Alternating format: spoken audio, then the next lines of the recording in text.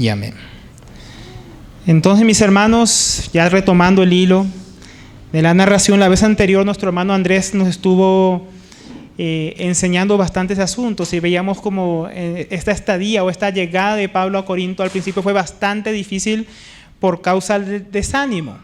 Acordémonos que él estaba en Corinto, que era capital de Acaya, había estado antes en Macedonia, había estado en Tesalónica, la capital de este lugar Macedonia, y junto todo esto constituía el área de Grecia, el lugar al que Dios le había encomendado una obra específica. ¿Se acuerdan? Tuvo la visión del varón macedonio. Entonces entendió que Dios lo estaba enviando a los griegos, toda esta área griega. Pero llegando aquí a Corinto vimos que él cayó en cierto desánimo por muchas circunstancias. Y no es para menos, apaleado y encarcelado en Filipos, perseguido en Tesalónica, perseguido en Berea, se burlaron de él en Atenas, sus compañeros estaban lejos. Entonces, esto hizo que tuvieron cierto desánimo como vimos, pero vimos también como Dios lo alentó, lo levantó por medio de otros hermanos como Aquila y Priscila, la llegada de Timoteo y Silas, y especialmente esa voz que escuchó, la voz de Dios confirmando su ministerio. Ahora, todo esto tuvo un efecto, ¿no? Nuestro hermano Andrés habló un poco de ello. Vamos a ver un poco más de esto. ¿Qué pasó el resto del tiempo que Pablo estuvo en Corinto? Porque solamente vimos el inicio, cómo comenzó con desánimo y comenzó a trabajar completamente ya en la obra de Dios y cómo Dios lo animó. Pero el asunto no terminó allí. Eso es lo que vamos a estar viendo hoy, la estancia o la estadía de Pablo entre los corintios. Entonces, vamos a ver primeramente qué hizo Pablo este tiempo, porque se nos dice que allí estuvo 1 año y 6 meses, o sea, ya estuvo un tiempo enseñando. Pero después de que fue animado por el Señor, que escuchó la voz del Señor y cobró más ánimo, sino que nadie podría importunarlo, que tenía mucho pueblo ahí y que nadie le podría echar mano, quedó otro 1 año y 6 meses enseñando la palabra de Dios entre ellos. Entonces, lo primero que encontramos, y tal vez lo principal en todos estos versos que vamos a ver hoy, de qué se dedicó el apóstol Pablo, es a la enseñanza. Se dedicó a algo muy específico, enseñando la palabra de Dios entre ellos. Pero para llegar a este punto, o sea, para poder dedicarse él a este asunto, tenemos que recordar también la primera etapa del ministerio de Pablo entre los corintios. En el versículo 5, en la segunda parte del versículo dice: Pablo se dedicaba por completo a la predicación de la palabra, testificando solamente a los judíos que Jesús era el Cristo. Es decir, la primera etapa del ministerio del apóstol Pablo en la ciudad de Corinto fue de evangelización, de la predicación del evangelio. Porque lo primero que hay que hacer, mis hermanos, cuando una iglesia va a ser fundamentada, se va a comenzar una obra nueva en algún lugar, cuando va a establecerse en una localidad, villa, municipio, ciudad, pueblo, etcétera, una iglesia local, es lo primero la predicación del evangelio. Sin predicación del evangelio no hay arrepentimiento, no hay fe, no hay entonces reconciliación con Dios, y sin eso no hay iglesia local, no hay ministerio. Entonces, lo primero que hizo el apóstol Pablo como buen perito arquitecto, como también a los corintios, es echar el fundamento, porque sin ello no hay iglesia. Eso es lo que hemos venido estudiando los domingos, ¿no? En los últimos domingos hemos estado viendo el fundamento que nos constituye como iglesia, tanto en lo universal como en lo local. Y Pablo lo había predicado claramente. En 1 Corintios 2:1 dice: cuando fui a vosotros, hermanos, proclamándoos el testimonio de Dios, no fui con superioridad de palabra o sabiduría, pues me propuse no saber nada entre vosotros excepto a Jesucristo y este crucificado. A eso sí con el apóstol Pablo, exponer las Escrituras y a través de ellas exponer a Jesucristo, su obra, ¿no? Su muerte, su resurrección, su ascensión, como él lo detalla más en el capítulo 15 de 1 Corintios. Y en todo esto redundó en que muchos creyeran. En el versículo 8, ahí en Hechos 18 dice: y Crispo, el oficial, o sea el principal de la sinagoga, creyó en el Señor con toda su casa, y muchos de los corintios al oír creían y eran bautizados. O sea, él predicó el evangelio y personas escucharon, se arrepintieron, creyeron y fueron añadidas a la iglesia. Este es el deber de la primera etapa de la obra. Cuando llega a un lugar, que Cristo sea conocido, donde aún no hay creyentes, La predicación fiel del Evangelio va a producir esos nuevos creyentes. Por ello podemos decir que la iglesia es fundamentada con el Evangelio, pero también podemos decir que es edificada mediante el discipulado. Y eso nos lleva a la segunda etapa del ministerio de Pablo, que es lo que estamos comenzando a ver hoy. La primera etapa es de evangelización, pero ella fue seguida y complementada por una segunda etapa de enseñanza de la palabra de Dios, lo que llamamos el discipulado cristiano. Y Pablo había entendido que a esto los envió el Señor Jesús. En Mateo 18, 19 dice: id pues y haced discípulos a todas las naciones, bautizándolas en el nombre del Padre, del Hijo y del Espíritu Santo. ¿Qué es esto? La predicación del Evangelio. Uno predica el Evangelio, la gente cree, nace de nuevo y los bautizamos en el nombre del Padre, del Hijo y del Espíritu Santo. Pero el Señor Jesús también mandó a discipularlos, versículo 20, enseñándoles a guardar todo lo que os he mandado. Y aquí yo estoy con vosotros todos los días hasta el fin del mundo. O sea, el Señor Jesús mandó las dos cosas. Lo tenía muy claro el apóstol Pablo. Para que una iglesia local pueda crecer, pueda madurar, pueda llevar fruto que permanece, esta etapa es indispensable. No podemos quedarnos solamente en la predicación del Evangelio, como hemos comenzado ahora como iglesia. El otro día Andrés hablaba de la importancia que no solamente es predicar el Evangelio, ¿quién va a discipular a esas personas que crean? Y tanto así lo entendió el apóstol Pablo, que al parecer dejaron a Lucas en Filipos, como hablábamos la vez anterior, para ayudar a la iglesia que acababa de comenzar, acababan de creer pero necesitaban discipulado. Silas y Timoteo se quedaron con los creyentes en Berea. Y más tarde, como estuvimos la vez pasada en la epístola a los tesalonicenses, Pablo les enviaría a Timoteo para ver cómo estaban y seguir cimentando a los hermanos en Tesalónica. O sea que uno podría quedar con la impresión cuando estamos estudiando Hechos que Pablo iba regando iglesias y las iba dejando abandonadas. Pero el apóstol Pablo no hacía eso. Él mandaba a sus colaboradores a que discipularan a los hermanos, que corrigieran lo deficiente, a que se establecieran ancianos, a seguirlos cimentando, a seguirlos discipulando. Ellos entendían que una iglesia se fundamenta con el Evangelio, pero para que ella pueda crecer hace falta un trabajo arduo de enseñanza, de discipulado. El mismo apóstol le dice a los corintios, en 1 Corintios 3:5, ¿qué es pues Apolos y qué es pues Pablo? Servidores mediante los cuales vosotros habéis creído, según el Señor dio la oportunidad a cada uno. Yo planté, ahí está Pablo predicó el Evangelio, fundamentó, Apolos regó. Él edificó sobre lo que el apóstol Pablo había trabajado en Corinto. Pero Dios ha dado el crecimiento. Así que ni el que planta ni el que riega es algo, sino Dios que da el crecimiento. Ahora bien, el que planta y el que riega son una misma cosa, pero cada uno recibirá su propia recompensa conforme a su labor, porque nosotros somos colaboradores de Dios. Es nuestro trabajo, ¿no? Predicar el Evangelio, discipular a los nuevos creyentes, enseñar las Escrituras, todo lo que Jesús les enseñó a los apóstoles, nosotros también enseñarlos a la siguiente generación de cristianos. Esa es nuestra parte de colaborar. Y Dios hace lo siguiente: nosotros somos colaboradores de Dios y vosotros sois labranza de Dios, edificio de Dios. O sea, Dios es el que edifica la iglesia. Pero para que haya iglesia, Él envía personas a predicar el Evangelio y luego los envía también a discipular. A veces son los mismos, a veces son diferentes. A veces uno es el que evangeliza, otro el que discipula. Pero ese trabajo hace falta, porque hay lugares donde solo se evangeliza y no se discipula. O donde solo se discipula, pero gente que no se ha evangelizado. Entonces, ¿cómo van a crecer si no son siquiera cristianos? Entonces, fue un trabajo que va junto. Y nosotros podemos ver que Pablo discipuló en varias áreas a los corintios en ejemplos que él deja en su primera epístola.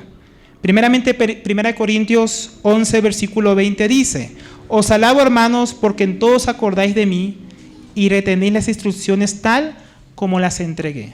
O sea que cuando Pablo estuvo entre ellos, él entregó instrucciones. Esa palabra también puede ser traducida como doctrina. O sea que cuando Pablo estuvo entre ellos, él les instruyó con las Escrituras, con la doctrina. Y pensemos que la mayoría de los creyentes de Corinto no eran judíos, ni de trasfondo judío, porque dice porque tenían varias luchas con los ídolos, cuando leemos 1 Corintios.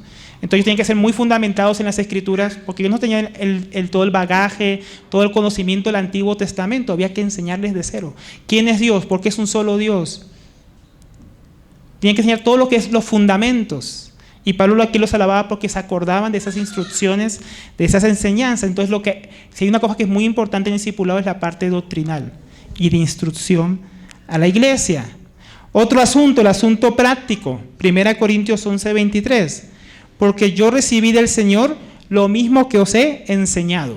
¿Eso en referencia a qué? A la cena del Señor. Otra cosa que tiene que ser enseñada a la iglesia, que es muy importante fundamentarla, es en la práctica. Hace falta el conocimiento doctrinal, pero también el conocimiento práctico. Porque si no podemos tener la revelación y no sabemos cómo vivirla. Vemos en la montaña, contemplamos a Dios, entendemos las maravillas de Dios, pero después no sé cómo ser un buen esposo, cómo criar a mis hijos, cómo en la iglesia debemos reunirnos, qué se debe hacer, cómo se debe hacer la cena del Señor. Todas son instrucciones prácticas que son parte del discipulado de la vida cristiana. Pero no solamente discipulamos enseñando doctrina y enseñando práctica. También tenemos 1 Corintios 4:17. Por esta razón os he enviado a Timoteo, que es mi hijo amado y fiel en el Señor. Y él os recordará mis caminos, los caminos en Cristo, tal como enseño en todas partes en cada iglesia. ¿Qué es eso? El ejemplo. Esas fueron las tres cosas que tienen que acompañar a un discipulado en la iglesia. La doctrina, la práctica, pero también el ejemplo de aquellos que enseñan. Y esa es la manera para discipular la iglesia. No solamente enseñar algo teórico, sino también algo que tiene que ser práctico y que tiene que ser ejemplificado por aquellos que lo enseñan. Esto es lo que estuvo haciendo el apóstol Pablo por 1 año y 6 meses. ¿Se acuerdan? Él hizo lo mismo con los tesalonicenses. Él decía, acuérdense cómo yo me comporté entre ustedes, acuérdense cómo yo, Silas y Timoteo, fuimos como nodrizas, fuimos tiernos, cuidamos de ustedes. Es algo que el apóstol Pablo hacía en todos lados. La parte doctrinal, la parte práctica y la parte de dar ejemplo. Entonces Pablo tenía muy claro esta importancia de discipular y acompañar ese discipulado con una vida ejemplar que pudiera adornar y evidenciar esa enseñanza. Son dos cosas muy importantes que no pueden ir separadas. Como decía Ireneo de León, ¿para qué me sirve conocer la verdad en palabra si se profana el cuerpo y se realiza acciones degradantes? ¿O de qué sirve la santidad del cuerpo si la verdad no está en el alma? Ambos pues se alegran de estar juntos, están aliados y luchan mano a mano para llevar al hombre a la presencia de Dios. O sea que el discipulado tiene que ser un discipulado integral en medio de la iglesia del Señor. Y eso es lo que hacía Pablo. Pablo era un obrero muy íntegro. Lo que él enseñaba, él también lo practicaba y él también lo ejemplificaba. Y si nos acordamos, así mismo enseñaba el Señor Jesús. Decían que él enseñaba como quien tiene autoridad y no como los fariseos y escribas, que ponían cargas pesadas pero no movían ni un dedo para llevar esas cargas pesadas, pero las ponían sobre las personas. Mientras que Cristo oraba, pero lo oraba de la misma manera que enseñaba a orar. Él trabajaba para servir a otros y mandaba a otros a servir porque él les servía primero. Él dijo, así como me habéis visto servir a mí, lo que yo hice con ustedes, a ustedes háganlo con los otros, ¿no? Cuando lavó los pies de los discípulos. Ese es el modelo para todo discipulado cristiano, desde el Señor, los apóstoles y cada buen maestro cristiano que Dios ha levantado en la historia de la iglesia. Y ya aplicando esto a nosotros, esto que estuvo haciendo el apóstol Pablo, el discipulado, primeramente aplicándolo a la iglesia, hay ocasiones donde hay lugares, hay personas que piensan que no, que solo hay que predicar el evangelio. Yo he hablado con personas así, que ellos les decían, es importante la edificación de la iglesia, este otro punto es importante, decían, no, solo hay que predicar el evangelio. No hay que predicar nada de doctrina, eso la práctica y la doctrina dividen, eso, y tampoco su vida será muy ejemplar. Decían, lo único que hay que hacer es predicar el evangelio. Y eso es un error, porque ciertamente hay que predicar el evangelio, pero ¿será Dios glorificado en tales creyentes que, aunque conocen el evangelio, no tengan idea cómo vivir la vida cristiana? ¿Podrá Dios glorificarse en ellos? Porque ese es uno de los mayores problemas de nuestros días. Mucha gente que dice que conoce a Dios, que conoce el evangelio, pero que no viven conforme a eso. Y si les pregunto sobre los asuntos fundamentales, Trinidad, yo no sé cómo explicar eso. ¿Que Dios es solo uno? No sé cómo te explico eso. O sea, hay muchos cristianos que dicen que son cristianos, que conocen el evangelio, pero no saben los fundamentos de su fe, no saben explicar, tal vez nos puede pasar a nosotros. Y por eso estamos haciendo la serie el domingo, porque a veces podemos practicar cosas que no sabemos ni por qué las practicamos, por qué las hacemos, no sabemos cuál es nuestra práctica ni qué sustenta nuestra práctica. Y tercero, a veces tampoco somos ejemplo. Imagina el caso de un niño, ¿no? Un niño, pues el niño nace, está vivo, tiene vida, como un creyente que acaba de recibir el Evangelio. Pero ¿qué pasa si yo no educo a mi hijo? ¿Qué pasa si yo no educo a Natanael? Lo dejo hacer rabietas cada vez que él quiere y no lo corrijo. Le doy la comida solamente la que él quiere para que él coma y no le enseño nada. ¿Cómo va a crecer mi hijo? Terrible. ¿Y el nombre de quién va a estar por ahí? Es Alberto, ¿no? Es Alberto, esa Daniela. ¿No? Terribles papás, me deja que hagan lo que quieran. Bueno, mucha gente piensa así de los cristianos cuando los ve, mis hermanos. Dice que cree en Dios, pero ¿será que Dios lo deja vivir así? Ese Dios debe ser un Dios falso o un Dios bien malo, porque si son los cristianos. Entonces es muy importante, mis hermanos, un cristiano no puede quedar sin discipulado, sin preparación, si no va a quedar así, como un niño malcriado. ¿Y quién va a pasar vergüenza? Su padre. ¿A quién vamos? ¿El nombre de quién va a ser blasfemado? El nombre de nuestro Padre Celestial. Aún así en nuestros días se pueden encontrar tantas iglesias, ¿no?, donde claramente han sido puestos los fundamentos, pero no crecen, no maduran, no se consagran, no testifican, no se transforman las vidas, porque la predicación de la palabra para instruir al pueblo de Dios es descuidada. No se invierte en el discipulado, no se invierte en un mayor conocimiento, en una mejor práctica, más bíblica, en un mejor ejemplo. O a veces, peor, ni siquiera usan la palabra de Dios, los discipulan con pura psicología, coaching, emociones. Pues eso no va a dar mucho resultado. Entonces eso puede pasar, o que los que estén no estén dispuestos a pagar el precio para hacer buenos ejemplos, profundizar en la práctica y en la doctrina. Sin embargo, el apóstol Pablo no pensaba así, de esa manera como muchos piensan hoy. Él dice a Timoteo en 2 Timoteo 4:2, predica la palabra, insiste a tiempo y fuera de tiempo, redarguye, reprenda, exhorta. El apóstol Pablo dice a Timoteo que está enseñando todo el tiempo la palabra, tiempo y fuera de tiempo. Enséñales, redargúyeles, diles que se consagren, que dejen su pecado, que cambien sus vidas, que críen a sus hijos con amor, que traten a su esposa sabiamente, que se sujeten a sus maridos, etc. Eso es lo que se refiere el apóstol Pablo, esa enseñanza continua de la palabra de Dios. Y si nosotros vemos el propio ministerio del Señor Jesucristo, la Biblia dice que él hizo muchos milagros, pero ¿qué es lo que más encontramos en los evangelios? ¿Milagros? No, enseñanzas, parábolas, sermón del monte. El mismo Señor Jesucristo se dedicó en la mayoría de su ministerio a la enseñanza, al fundamento, a la fundamentación de aquellos que eran sus discípulos. Asimismo, mis hermanos, como nosotros como iglesia hemos entendido que no podemos ser negligentes en este asunto. Por eso tenemos tantas reuniones de la palabra. Tenemos reunión de jóvenes, donde ¿qué se les enseña? La palabra. Tenemos reunión de mujeres, tenemos reunión de varones, tenemos las reuniones que tenemos sábado y domingo para la palabra. ¿Por qué? Porque sabemos que si no hay discipulado, si no hay enseñanza de la palabra, si no hay consejería también en lo personal, no vamos a madurar, no vamos a crecer. Cristo no va a ser formado en nosotros, no vamos a cambiar nuestros malos hábitos, no vamos a conocer más a Dios. Entonces es muy importante. Tenemos que reconocer, mis hermanos, que en estas cosas no hay crecimiento posible. Y especialmente también si no lo vivimos y no damos ejemplo de ello. Ahora miremos que este asunto, mis hermanos, fue tan importante que Pablo le dedicó bastante tiempo. Volvamos ahí a Hechos 18:11. Él se dedicó a la enseñanza y se quedó allí 1 año y 6 meses. Entonces no solo se dice a qué se dedicó, sino cuánto tiempo se dedicó. Esto muestra que el discipulado, mis hermanos, de la iglesia es algo extenso. No es un asunto de un momento y ya. Primeramente, no es rápido. El discipulado no es rápido.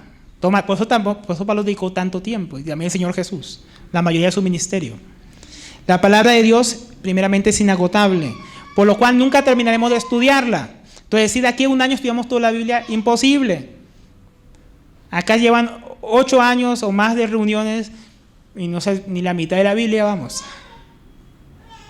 Entonces, estudiar la Biblia es algo constante, porque es algo inmenso, es un tesoro inagotable la palabra de Dios. Siempre hay más que conocer de Dios, siempre hay más que mejorar en la práctica, siempre hay más en que crecer para ser mejores ejemplos. También no es rápido porque el discipulado es progresivo en la revelación. Siempre hay que comenzar por lo básico y se va avanzando mediante maduramos a cosas más profundas con el tiempo. Entonces también no podemos saltar a las doctrinas más profundas, a los puntos más difíciles. Siempre toca comenzar por lo básico.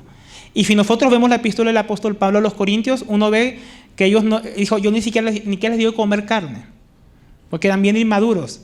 Prácticamente el apóstol Pablo, aunque estuvo año y medio, al parecer ni siquiera pudo salir de los fundamentos, porque después hay que corregirles sobre cosas casi que fundamentales. La resurrección de Cristo, que estaban ahí dudando que si había resurrección o no de los muertos. Otra vez problemas con la práctica, con la cena. O sea que uno ve que en año y medio el apóstol Pablo ni siquiera entró en escatología, porque escatología casi ni les habla a los corintios. No la tenían clara. Tiene que explicarle ahí en el capítulo 15, del versículo 14 en adelante, varias cosas de escatología muy sencillas. Ni siquiera con la venida de Cristo. Entonces uno ve que aunque fue un año y 6 meses, ni siquiera pudieron salir de lo más básico. Entonces toma mucho tiempo el discipulado. Que fue el segundo aspecto, toma tiempo, no es rápido y toma tiempo. Es de paciencia. Pablo dice a Timoteo en el versículo que leímos antes, predica la palabra, insiste a tiempo y fuera de tiempo, redarguye, reprende, exhorta con mucha paciencia y instrucción. Paciencia, ¿por qué? Porque como hemos hablado muchas veces, no todo el mundo entiende la palabra igual de rápido, no todos entendemos igual de rápido. No todos nos disponemos igual de rápido, entonces no todo el mundo crece y madura igual de rápido. No todo el mundo aplica la palabra con la misma velocidad, la misma disposición. Y siempre van a llegar, ¿qué? Bueno, Dios quiera, nuevos creyentes. Entonces siempre hay que volver a tocar cosas básicas, como estamos haciendo este domingo. Hay cosas de la iglesia que aquí han sido enseñadas hace mucho tiempo. Hace 2 años se volvieron otra vez a enseñar. ¿Y qué estamos haciendo ahora? Volverlas a enseñar. ¿Por qué? Porque hay más gente nueva que no entiende por qué la práctica de la iglesia, cuáles son los fundamentos de la iglesia, qué entendemos nosotros de la iglesia. El evangelio es un tema que en muchas enseñanzas tenemos que volverlos a mencionar, porque siempre hay visitas, gente que no conoce a Dios. Y todo esto hace que el discipulado cristiano sea extenso, no sea rápido y tome bastante tiempo. Nos va a tomar toda nuestra vida, nunca vamos a dejar de ser discípulos. Por esto, mis hermanos, ya sacando otra aplicación, aquellos que enseñan, mis hermanos, no pueden desistir de perseverar en la enseñanza. Porque como dice el Señor, nuestro trabajo no es en vano. Y ese Señor, mis hermanos, que finalmente es el que va a transformar los corazones. ¿Qué tenemos que hacer nosotros? Hacer lo que hizo el apóstol Pablo. Insistir. No apresurarnos porque va a tomar tiempo. Y no porque tome tiempo, no veamos los frutos de inmediato, tenemos que desistir. Tenemos que entender que Dios está haciendo la obra y eso va a tomar su tiempo. Aquellos hermanos y hermanas que discipulan, por ejemplo, los que dan consejería a otros hermanos, los que están pendientes de otros, los que tienen que armarse de paciencia, de amor, de sabiduría, de fe, confiando que la palabra de Dios va a terminar obrando en aquellos corazones duros. Es algo que no podemos desistir en la iglesia, mis hermanos, porque al final Dios hay que cambiar las vidas. El hombre nada puede separado de Dios. Pero no solamente los que enseñan en la iglesia, o dan consejería, o están pendientes de los más nuevos. También los papás tienen que discipular a sus hijos. Y como papás, ¿eso cuánto va a tomar? Toma tiempo. Toma años. Y a veces tenemos que repetir a nuestros hijos todo el tiempo las mismas cosas. Hay que invertir mucho como padre en el discipulado de nuestros hijos. Y aquellos que llevan más tiempo en el Señor, así no sean de liderazgo, no tengan un rol en consejería en esto, todos los que llevamos más tiempo en el Señor, tenemos una responsabilidad de enseñar a otros. De predicar el evangelio a otros, de enseñar a los más nuevos, de corregir a los más nuevos. Entonces al final todos tenemos que enseñar. Todos somos parte como iglesia de aquel discipulado. Y no solamente algunos. Porque si no lo hacemos, mis hermanos, no vamos a poder madurar, ni crecer, ni servir a Dios como Él quiere, enseñando también a otros. Continuando con nuestro estudio, el discipulado ocupó gran parte del ministerio y la estadía de Pablo en Corinto. Pero no es lo único que ahí aconteció.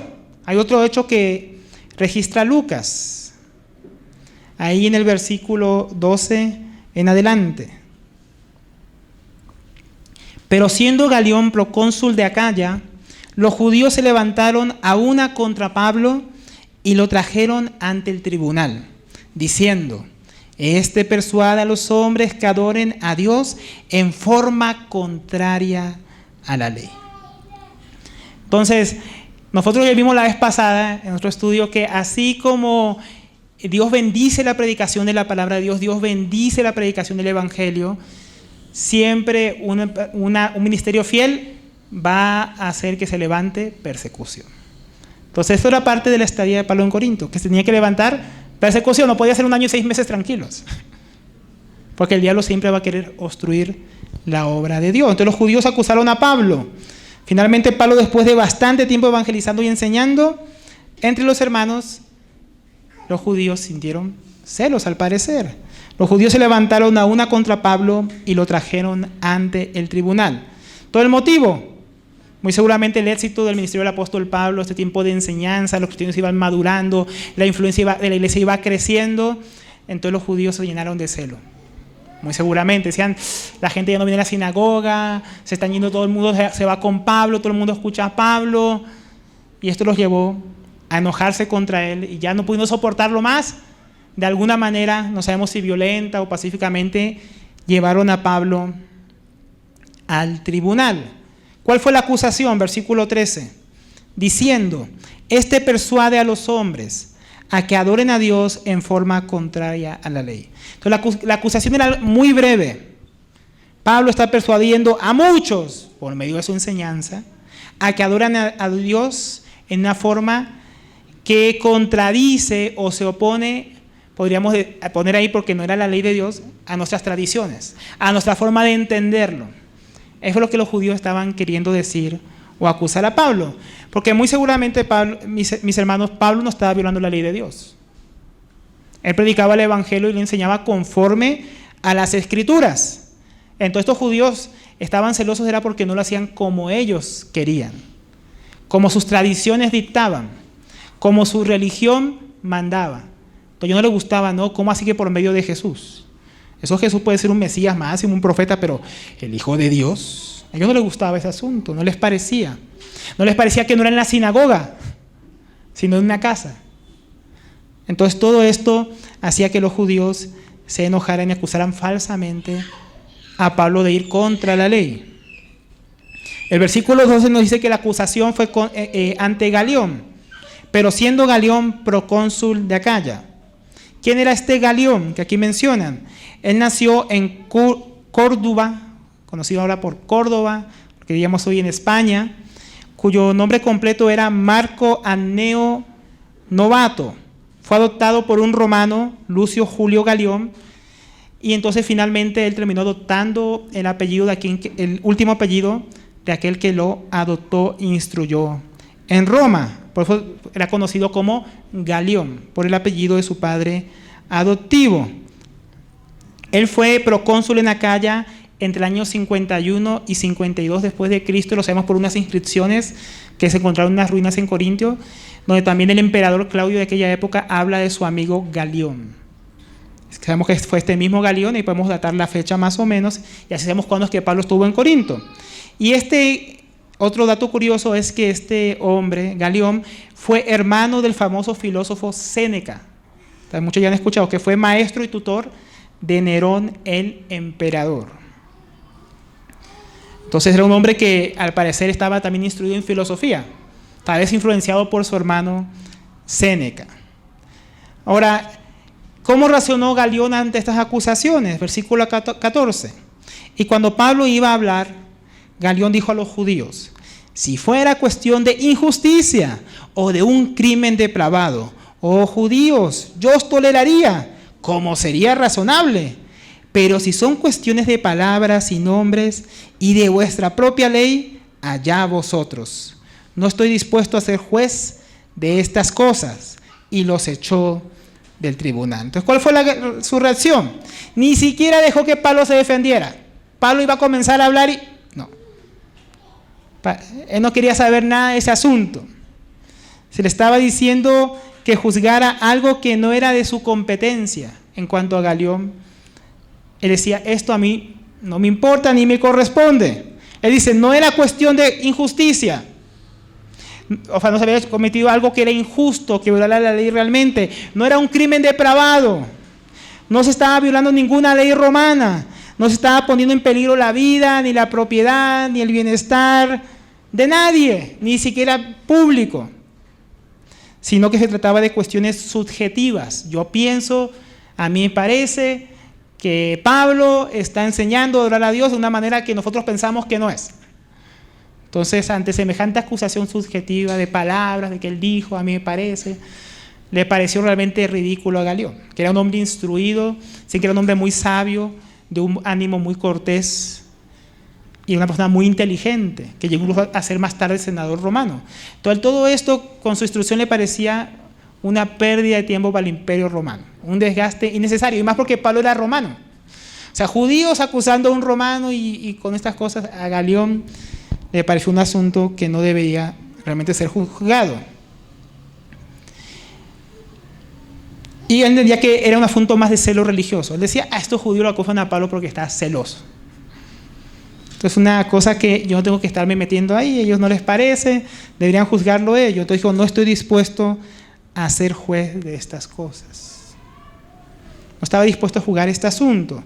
¿Y qué vemos aquí? En la respuesta de Galión, vemos la providencia y la protección divina, porque Dios le había dicho que nadie te podrá echar mano. Lo vimos la semana pasada. Esa es la promesa que Dios le dio, que le hablara sin temor, que nadie podría obstruir, en otras palabras, el trabajo que él tenía que hacer ahí. Y vemos cómo Dios realmente afirmó sus palabras, porque realmente, mis hermanos, fue providencial, porque el procónsul acababa de cambiar. En ese tiempo los procónsules duraban un solo año bajo el imperio de Claudio. Entonces solamente ese año iba a estar Galión ahí y acaba de llegar. Y comienza con estos asuntos y dice no. Entonces fue algo muy propicio de Dios. ¿Quién sabe cómo hubiera actuado el otro procónsul? Pero Dios en su providencia puso la persona que iba a dar libertad de que Pablo siguiera con su trabajo, que no iba a estar dispuesto a juzgar el asunto. Una persona capaz de razonar y discernir los asuntos que eran importantes juzgar y los asuntos que eran triviales. Entonces el Señor seguía guardando a Pablo para que él siguiera su trabajo. También vemos la providencia de Dios en el castigo de los acusadores, versículo 17. Entonces todos ellos, aquí se refiere a los griegos, porque el tribunal no es como hoy en día, que es en una casa, en un palacio de justicia, era en el mercado, eran juicios públicos, donde se sentaba el procónsul y toda la gente que pasaba por ahí podía ver el juicio. Entonces muy seguramente muchos griegos, curiosos, porque siempre se acercaban a ver los juicios que se hacían, estaban escuchando las acusaciones contra Pablo. Y así como le pareció ridículo a Galión, esto enfureció el ánimo seguramente de los griegos que vieron este acto. ¿Por qué? Porque Roma daba libertad religiosa a los judíos. Y seguramente les enfadó diciendo, ahora estos, porque Roma los protegía de los griegos, era una ciudad griega. Los griegos a veces se enojaban con los judíos porque no adoraban los dioses de ellos y solo adoraban al único Dios verdadero. Y Roma los protegía. Y ahora vienen estos judíos acusando a Pablo. Esto al parecer los enfureció y tomaron a Sóstenes, el oficial de la sinagoga, y lo golpearon frente al tribunal. Pero Galión no hacía caso de nada de esto. ¿Se acuerdan que Crispo era el oficial de la sinagoga? Versículos antes, pero él se convirtió. Entonces hubo un nuevo, por así decirlo, oficial de la sinagoga, Sóstenes. Y este llevó la acusación contra Pablo al parecer y terminó golpeado. Toquemos la providencia de Dios. Le pasó lo mismo que a Amán. Amán preparó la horca para poner al judío Mardoqueo. ¿Y qué pasó? Él terminó colgado en ella. Acá llevaban a Pablo para ser enjuiciado, para dañarlo, tal vez para meterlo preso o procurar su muerte, y el líder de ellos terminó golpeado. La trampa cayó sobre ellos mismos. Ahora, este Sóstenes es algo muy interesante. Al parecer es el Sóstenes que aparece en 1 Corintios capítulo 1, versículo 1. Pablo, llamado a ser apóstol de Jesucristo por la voluntad de Dios, y Sóstenes, nuestro hermano. O sea, que lo conocían, al parecer era el mismo Sóstenes. Algunos hermanos especulan, porque realmente la Biblia no lo dice, que al parecer este Sóstenes, después de ser golpeado, al parecer fue auxiliado por los propios cristianos que había llevado al tribunal, tal vez por el mismo apóstol Pablo. Y el haber esta compasión, este amor, al parecer, él también llegó a convertirse. Los dos oficiales de la sinagoga convertidos. Diga si eso no es providencia de Dios. Si realmente fue así. Porque a este Sóstenes también lo conocían. Ahora, ya sacando una aplicación de todo esto, esta confrontación que vemos aquí contra Pablo en su estancia en Corinto, donde estaba este cónsul de Acaya, vemos cómo los judíos llevan por primera vez, ya de manera oficial, la fe de los cristianos a juicio. En Jerusalén lo había juzgado el Sanedrín, pero era un tribunal religioso. En Filipos lo golpearon a Pablo, pero no fueron ni siquiera judíos que lo llevaron ahí, fueron los griegos que estaban celosos porque había echado el espíritu de adivinación de esta mujer. Pero por primera vez encontramos ahora en la Biblia registrado una acusación ante un tribunal civil. Primero un cristiano, y no sería la última, compadeciendo ante el tribunal civil. Entonces, un hecho histórico muy importante registrado por Lucas. Y no fue dejado porque sí, mis hermanos. Este primer registro de un cristiano siendo acusado y compareciendo ante un tribunal civil por causa de su fe es una ilustración y una enseñanza muy buena para nosotros. Porque como decimos, no era la última vez que eso iba a pasar. Entonces iba a quedar un precedente de cómo debería ser la relación entre la iglesia y el Estado en cuanto a la fe de los creyentes. Porque, mis hermanos, en el resto de la historia, de aquel tiempo hasta hoy, el diablo y los enemigos de Dios siempre han procurado usar el gobierno civil como un instrumento para atacar, perseguir, censurar, desprestigiar y hasta aniquilar la fe del Hijo de Dios, de Jesucristo. Sin éxito, pero que lo ha intentado y lo intenta por medio del gobierno civil, es un hecho histórico y actual. Sin duda, a lo largo de toda la historia, esta tendencia continúa. El siguiente que le seguiría, ya pero para perseguir la iglesia, sería el Nerón, pupilo de Séneca, hermano de Galión. Sería el primer emperador en comenzar la persecución universal de parte de un gobierno civil, en este caso el Imperio Romano, contra la iglesia. Y le seguirían a él 9 emperadores más, que decretarían la persecución universal contra los cristianos en todo el Imperio Romano. Más tarde, ahí al lado del Imperio de Persia seguiría su mismo ejemplo. Y después de Constantino, aún los falsos líderes cristianos de la época de Constantino aprovecharían el gobierno civil para perseguir a los propios cristianos que no estuvieran de acuerdo con ellos. E incluso los mismos arrianos, después de la muerte de Constantino, usaron el gobierno y el poder imperial para perseguir a los creyentes que creían en la Trinidad, para exiliarlos, para matarlos, para obligarlos a blasfemar. La iglesia pasó de perseguida a perseguidora, pero ¿por medio de quién? Del gobierno civil. Una cosa tremenda. Sin embargo, el gobierno civil, mis hermanos, como nos muestra aquí este ejemplo en la Biblia, no es nuestro enemigo. Pues como entendió Galión, era para castigar la depravación y los crímenes y no para juzgar asuntos de fe. Él entendió que eso no era un asunto. Dijo, no estoy dispuesto a juzgarlos, que el gobierno no existe para esto. Galión lo tenía claro, y nosotros también deberíamos tenerlo claro. Pablo lo tenía claro, Romanos 13:3. Porque los gobernantes no son motivo de temor para los de buena conducta, sino para el que hace el mal. ¿Deseas pues no temer la autoridad? Haz lo bueno y tendrás elogios de ella, pues es para ti un ministro de Dios para bien. Pero si haces lo malo, teme, porque no en vano lleva la espada, pues ministro de Dios es un vengador que castiga al que practica lo malo. Entonces, Pablo tenía claro, Galión tenía claro, y también nosotros debemos tenerlo claro, que el gobierno civil fue designado por Dios, pero no para perseguir a las personas por quien adoran o por servir a Dios. Por ello, como cristianos, mis hermanos, tenemos que procurar siempre tener una buena conciencia hacia aquellos que Dios pone para gobernar. Nosotros vemos que Pablo más adelante era apresado y fue juzgado por Félix y por otros gobernadores romanos, y Pablo siempre fue muy respetuoso. Pablo siempre aprovechó para exponer el evangelio.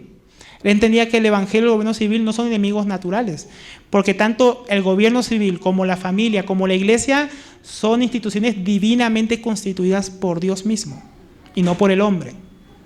No fue el hombre que inventó el gobierno civil, no fue el hombre que inventó la familia y no fue el hombre que inventó la iglesia. Entonces realmente no hay una disputa legítima entre estos distintos esferas de gobierno. Pablo tuvo que lidiar con el gobierno civil durante toda su vida, hasta el final de ella. Y nosotros tenemos que aprender a relacionarnos con el gobierno mientras estamos también aquí en la tierra. sabiendo también que un día todos estos reinos acabarán, ¿no? Y vendrá el reino perdurable de nuestro Señor Jesucristo. Ahora, mis hermanos, llegando ya al versículo 18 al 23, encontramos aquí un breve relato del apóstol Pablo, cómo termina su segundo viaje misionero. Y aquí nos cuenta bastante sobre sus viajes. Pablo era un obrero, mis hermanos, según vemos aquí, un obrero muy enfocado en el Señor. Por más de 1 año y 6 meses había estado enfocado en la evangelización y discipulado en Corinto. Y ahora en estos versículos se nos narra el final de toda esta travesía, todo este trabajo. Pero Lucas nos deja ver unos detalles, mis hermanos, que vamos a ver ahora, que siguen mostrando cómo era Pablo como obrero, bien enfocado en la obra del Señor.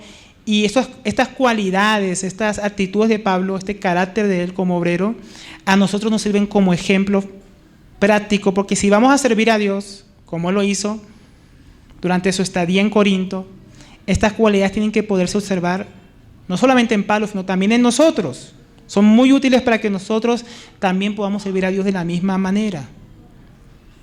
¿Por qué, mis hermanos? Porque nosotros decimos, bueno, yo no estoy en Corinto, tú estás en Corinto. Nosotros no tenemos una estadía en Corinto, pero tenemos una estadía en un lugar. Pero el Señor nos puso aquí en Ciudad Bolívar para servirle. Y mientras tanto, aquí tenemos que enseñar la palabra, tenemos que lidiar con situaciones que van a ocurrir. Y hay ciertas cualidades que pueden ayudarnos en nuestra estadía también en este mundo y en donde Dios nos ha puesto a poderle servir de la misma manera. Primeramente, vemos en el versículo 8 que Pablo era un obrero perseverante. Y Pablo, después de quedarse muchos días más, se despidió de los hermanos y se embarcó hacia Siria. ¿Por qué decimos que era perseverante? Una vez Pablo fue librado por el Señor del intento maligno de los enemigos del Evangelio, continúa haciendo lo que tenía que hacer, quedándose muchos más días para proseguir con la obra del Señor. O sea, él no se fue corriendo. Él era un obrero que perseveraba en la obra del Señor a pesar de las dificultades. Y mis hermanos, nosotros, en nuestra estancia aquí en la tierra, en el servicio a Dios, sea en la iglesia, sea en el hogar, sea en el trabajo, en el estudio, etcétera, muchos obstáculos se van a oponer, se van a levantar para que no sigamos haciendo la obra de Dios. Y nosotros vamos a tomar 2 actitudes: o nos desanimamos, o como el apóstol Pablo, no salimos corriendo, sino que perseveramos muchos más días, también nosotros. Para que la adversidad, las pruebas, los enemigos del Evangelio no nos desanimen. Tenemos que estar enfocados en las promesas del Señor y el trabajo que nos dejó hacer. En caso de Pablo era el discipulado. Y nosotros también tenemos que enfocarnos en lo mismo. Enseñar en la iglesia, enseñar a nuestros hijos, enseñar a los no creyentes, enfocados, perseverando. Tenemos que perseverar. ¿Qué más vemos? Que Pablo era un obrero que no caminaba solo. Ahí mismo en el versículo 18. Y se embarcó hacia Siria y con él iban Priscila y Aquila. Pablo no solía ir solo, ni viajaba solo. El primer viaje misionero salió con Bernabé y Juan Marcos, que se devolvió. Segundo viaje misionero con Silas y después reclutaron a Timoteo. Y ahora él se va a regresar sin Silas y Timoteo, pero lo acompañan Priscila y Aquila. Es importante en nuestro caminar cristiano no andar solos. Dios no nos dejó, mis hermanos, para que nos quedemos en nuestra estancia aquí en la tierra, en el servicio cristiano, en las dificultades nosotros solos, sino que nos pone compañeros en el camino para servirle y glorificarle. Por ello tenemos que perseverar en lo que nos hizo hacer, en lo que nos dejó para hacer, pero tenemos que hacerlo junto a otros hermanos, porque otros tienen que ser discipulados, otros tienen que ser preparados para el servicio y para continuar la obra cristiana. Entonces necesitamos perseverar, pero también necesitamos el compañerismo con otros cristianos. También vemos que Pablo era un obrero consagrado.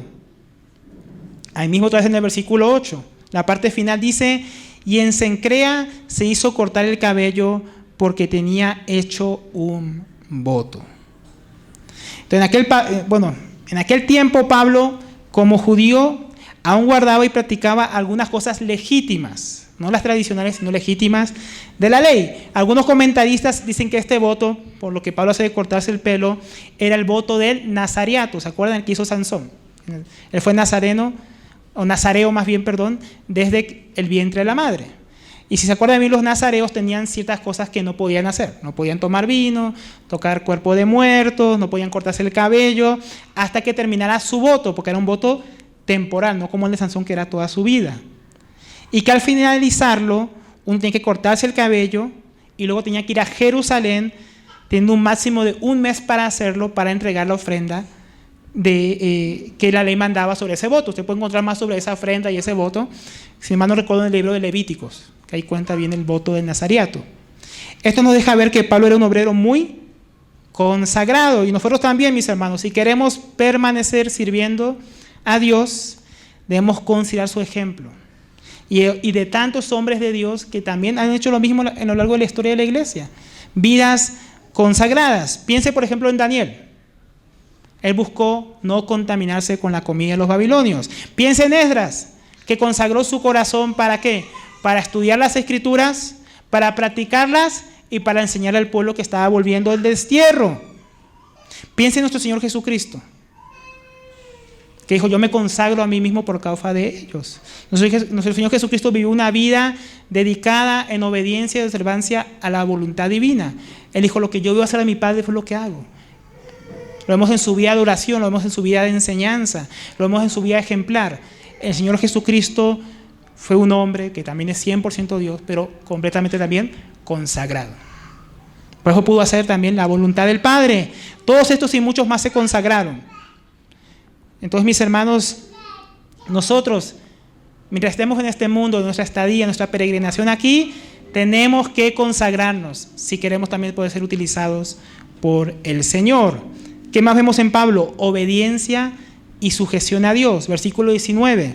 Ellos llegaron a Éfeso y los dejó allí. Y entrando él a la sinagoga discutía con los judíos. Cuando le rogaron que se quedase más tiempo, no consintió, sino que se despidió de ellos diciendo: volveré a vosotros otra vez, si Dios quiere. Y zarpó a Éfeso. Si Dios quiere. Pablo aquí vemos que no se aprovechaba oportunidad. Él encontró una sinagoga en Éfeso, él solamente estaba de pasada, pero como encontró la sinagoga, se puso a discutir con ellos, a predicarles el evangelio como hacía siempre, porque era un hombre perseverante, consagrado y también sujeto y obediente a Dios. Entonces él tuvo la oportunidad y predicó a los judíos, pero como Dios no le mandó que se quedase ahí, él siguió su camino y dijo: volveré, pero si Dios quiere. O sea, si Dios me deja volver, ¿por qué? Yo no me mando solo. Y como cristianos, esta es una cualidad que es muy importante si queremos perseverar. Nosotros también tenemos que tomar en cuenta este ejemplo. Si queremos servir al Señor, tenemos que desarrollar sujeción. Sujeción al Espíritu Santo, a la palabra de Dios, al cuerpo de Cristo, para que podamos discernir la voluntad de Dios y obedecerle. Necesitamos sujeción y obediencia a Dios. Y por último, vemos en Pablo el ejemplo de un obrero responsable. Versículo 22. Al desembarcar en Cesarea, subió a Jerusalén para saludar a la iglesia y luego descendió a Antioquía. Y después de pasar allí algún tiempo, salió corriendo por orden la región de Galacia y de Frigia, fortaleciendo a los discípulos. Entonces, después que Pablo subió a Jerusalén, seguramente a pagar también su voto, saludó a la iglesia en Jerusalén y bajó también a la iglesia de Antioquía, de donde había sido encomendado la obra que había cumplido. Seguramente se quedó ahí dando reporte, es que se quedó ahí por un tiempo, seguramente dando un reporte de este viaje misionero, los milagros, la obra, las nuevas iglesias fundadas. Pero luego vemos que él volvió a salir a visitar las iglesias en Galacia, donde había estado en su primer viaje misionero. Y Frigia, que limitaba con Asia Menor, o sea, otra vez cerca de Éfeso, donde dijo que iba a volver si Dios quiere, donde comenzaría su tercer viaje misionero, que sería la región de Asia Menor. Acerca de esto dice Hernández Díaz López: Pablo tenía un profundo sentido de la responsabilidad, tanto hacia las iglesias que lo enviaron al campo misionero, por eso volvió a saludarlas, a visitarlas, a dar el reporte, como con las iglesias que él había plantado en otros viajes misioneros, por eso fue a visitarlas. Fue tanto un plantador de iglesias como un pastor que alimentó a los neófitos en la fe. Entonces es importante, mis hermanos, este ejemplo, como dice el hermano Hernández Díaz López, este ejemplo de responsabilidad de Pablo. Es importante que nos comportemos responsablemente en la obra de Dios, sea con la iglesia local, si tenemos alguna responsabilidad, nuestras familias, nuestro trabajo, con una nueva obra que el Señor nos pone a fundamentar, a iniciar. Es decir, que tenemos que ser diligentes y no descuidados. en lo que el Señor nos ha encomendado, estando pendientes, estando esforzándonos para alcanzar y suplir aquello que Dios nos puso. Necesitamos responsabilidad. Todas estas son buenas cualidades, mis hermanos. Si nosotros trabajamos en estas áreas de nuestra vida, podemos, igual que el apóstol Pablo y tantos hombres ejemplares, aprovechar la estadía aquí en este mundo, en la iglesia local, donde sea que Dios nos haya colocado, en tu familia, en tu trabajo, tu estudio, etcétera, para servir a Dios en cada una de estas áreas. Entonces, ya terminando, mis hermanos, ¿qué vimos hoy? El Señor quiere varias cosas con nosotros, mis hermanos. Quiere que tengamos un compromiso, como vimos, como lo tuvo el apóstol Pablo, con el discipulado cristiano. Tenemos que invertir en discipular a otros. Y también tenemos que invertir primeramente en ser discípulos, en aprender, y luego lo que aprendemos, enseñarlos a otros. También podemos aprender que en medio de dificultades y conflictos, los cuales siempre van a haber, el mismo Señor es el que nos va a defender y nos va a librar, como lo hizo con el apóstol Pablo. Y tercero, que tenemos que cultivar y crecer en la perseverancia, el compañerismo con otros, la consagración, obediencia a Dios, para mantenernos firmes, y responsabilidad para cumplir la obra de Dios. Que todas estas cosas que podemos aprender de nuestro hermano Pablo, el apóstol Pablo, en las Escrituras, tengan un efecto en nosotros, mis hermanos, y nos anime a seguir perseverando en la estancia que tenemos aquí de este lado de la vida eterna hasta que el Señor nos llame al resto. La paz del Señor a todos. Vamos a orar.